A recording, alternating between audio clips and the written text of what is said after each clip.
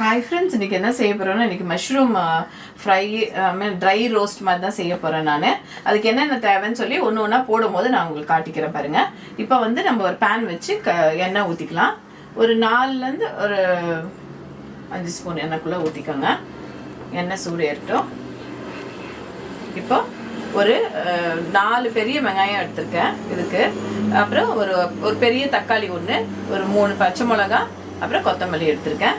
இப்போ நம்ம வந்து இந்த வெங்காயத்தை ஃபுல்லாக போட்டு ரோஸ்ட்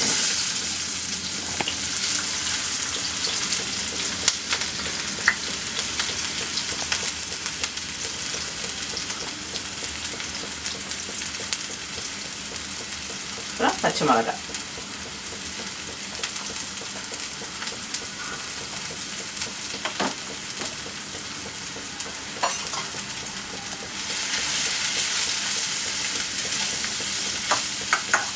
லவங்கம், அப்புறம் வந்து கல்பாசி 3 சேர்த்து அரைச்சி வச்சுருக்கேன். அந்த பேஸ்ட் போட போகிறேன் நான்.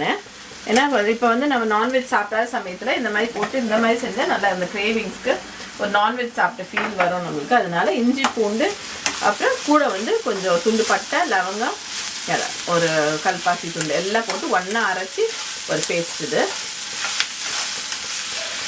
இதையும் போட்டு நல்லா இதை வதக்கிக்கலாம்.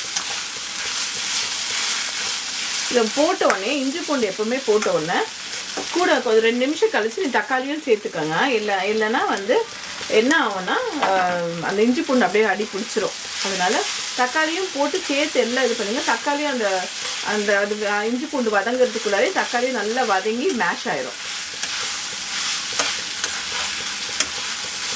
பாருங்க, இப்போ நல்லா எல்லாமே வதங்கி வந்துடுச்சு. இதுக்கு மேலே நம்ம ஸ்லோவை வந்து நல்லா ஸ்லோ பண்ணிக்கலாம். ஸ்லோ பண்ணிவிட்டு இப்போ இதுக்கு தேவையான பொருள்லாம் ஒன்று ஒன்றா போட்டுக்கலாம். இப்போ ஃபஸ்ட்டு வந்துட்டு நம்ம இதுக்கு நான் வந்து 1 ஸ்பூன் மிளகாத்தூள் போடுறேன். ஏன்னா 3 ஸ்பூன் பச்சை மிளகா போட்டிருக்கேன். பெப்பரும் போட போகிறோம் நம்ம. இப்போ நெக்ஸ்ட்டு வந்து ஜீரகத்தூள், பெப்பர் தூள், அப்புறம் வந்து சோம்புத்தூள் எல்லாம் ஒரு ஸ்பூன், எல்லாமே 1 ஸ்பூன். நெக்ஸ்ட்டு மஞ்சள் தூள் 1 ஸ்பூன். நான் குட்டி ஸ்பூனுக்குள்ள வச்சுருக்கேன். நீங்கள் அரை ஸ்பூனாக போட்டுக்கோங்க உங்களுக்கு எவ்வளோ தேவையோ போட்டுட்டு இதையும் நல்லா கொஞ்சம் வதக்கி விட்டுட்டு நம்ம இப்போ மஷ்ரூம் நம்ம வச்சுருக்கோம் இல்லையா, இப்போ வதங்கினோன்னா இந்த மஷ்ரூமையும் இது கூட சேர்த்து வதக்குங்க. அப்படி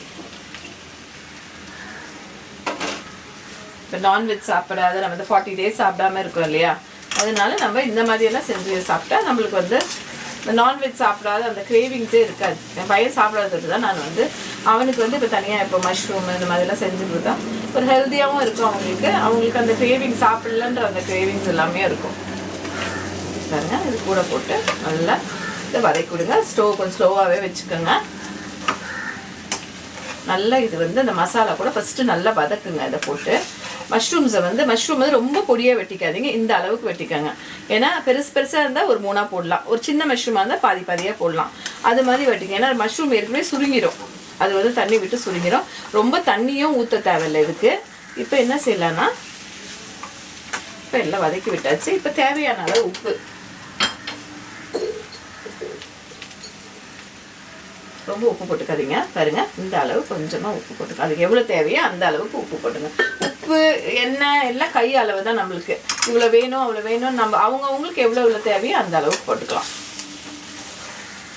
எல்லாம் போட்டு தண்ணி விட்டுட்டு ஒரு மஷ்ரூமுக்கு ரொம்ப தண்ணி ஊற்றக்கூடாது. ஏன்னா இது வந்து ஒரு ட்ரை ஃப்ரையாக தான் நம்ம பண்ண போகிறோம். அதனால ஒரு 1/2 டம்ளர் தண்ணி ஊற்றிடலாம். 1/2 டம்ளர் தண்ணி ஊற்றி நல்லா ஒரு கிளறி வச்சு இதை ஒரு 10 minutes தான். மஷ்ரூமெல்லாம் சீக்கிரம் வெந்துடுங்க. அதனால ரொம்ப நேரம்லாம் நீங்கள் தேவையில்லை.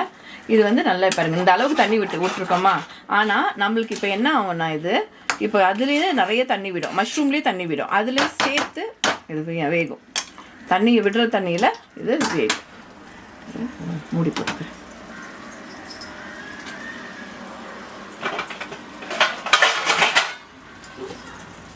க்ளோஸ் பண்ணி ஒரு 10 minutes அப்படியே விட்டு அப்பப்போ எடுத்து கிளறி விடுங்க. ஒரு 10 minutes விட்டுட்டு நான் உங்களுக்கு திருப்பி காட்டுறேன். பாருங்கள், இப்போ நல்லா ஒரு 5 minutes ஆயிடுச்சு. பார்த்தீங்களா எப்படி ட்ரை ஆயிடுச்சுன்னு 2-3 வருஷம் எடுத்து கிளறி விட்டேன். இப்போ இந்த அளவுக்கு ட்ரையாக இருக்கும். கீரை எதுவும் அடி பிடிக்காமல் இருக்குது பாருங்கள். ஸ்லோவில் வச்சு நீங்கள் செஞ்சீங்கன்னா தான் இது நல்லா இப்படி வரும் பாருங்கள். மஷ்ரூம்ஸ் எல்லாம் நல்லா சுருங்கிடுச்சு. எவ்வளோ பெருசாக போட்டோம் நம்ம, இது எவ்வளோ சுருங்கியிருக்கு பாருங்களேன். அதனால தான் மஷ்ரூமை 2 போட்டுக்கணும் நம்ம. அவ்வளோதான் ஆகிப்போச்சு. இப்போ லாஸ்ட்டாக வந்து கொஞ்சம் பெப்பர் போட்டு நம்ம இறக்கிற வேண்டியது தான். இந்த பெப்பர் போட்டால் அந்த லாஸ்ட் தான் பெப்பர் போடணும், எப்பவுமே முன்னாடி போடாதீங்க. சும்மா நான் வந்து இப்போ கொஞ்சமாக இருக்கிறதோடு தான் நான் ஒரு 1/2 ஸ்பூன் அளவுக்கு பெப்பர் போட்டுக்கிறேன். வந்து உங்களுக்கு நிறைய செஞ்சீங்கன்னா நான் இங்கே நிறைய போட்டு சும்மா ஒரு கிளறி விட்டு எடுத்துடணும். அந்த பெப்பரோட இந்த ஃப்ளேவரும் அப்புறம் வந்து அந்த டின்ச்சும் அப்படியே இருக்கும். ஏன்னா நம்ம பெப்பர் ஃபஸ்ட்டே போட்டு ரொம்ப பெப்பரை போட்டு ஃபஸ்ட்டே பண்ணிட்டோமா, அது வந்து ஒரு மாதிரி கனரல் மாதிரி ஆயிடும், ஒரு டேஸ்ட்டே இருக்காது. லாஸ்ட்டில் நம்ம ஃபஸ்ட்டு கொஞ்சம் போட்டு திருப்பி லாஸ்ட்டில் கொஞ்சம் பெப்பரை போட்டால் நல்லா ஆயிரும். பாருங்கள் மஷ்ரூம் கிரேவி எவ்வளோ நல்லா இருக்குன்னு. இதுக்கப்புறம் லாஸ்ட்டாக வந்து கொத்தமல்லி போட்டு இறக்கிற வேண்டியது தான். அவ்வளோதாங்க, எவ்வளோ ஃபஸ்ட்டாக முடிஞ்சிச்சு பாருங்கள். மஷ்ரூம் ட்ரை கிரேவின்னு சொல்லலாம், ரோஸ்ட்டுன்னு சொல்லலாம், எப்படினாலும் சொல்லலாம். சப்பாத்திக்கு சாதத்துக்கு வந்து வெறும் சாதத்துக்கு கூட பிசைஞ்சு சாப்பிட்டாலும் நல்லா தான் இருக்கும். இது வெறும் சாதத்துக்கு கூட பிசைஞ்சு சாப்பிடுங்க நீங்கள். இல்லைன்னா வந்து சப்பாத்திக்கு, நான்கு, அப்புறம் வந்துட்டு தோசைக்கு கூட நல்லா தான் இருக்கும். தோசைக்கு எதுனாலும் நீங்கள் இது பண்ணி பாருங்கள். இப்போ நீங்கள் நான்வெஜ் செய்யாதனால இந்த மாதிரி செஞ்சு சாப்பிடுங்க.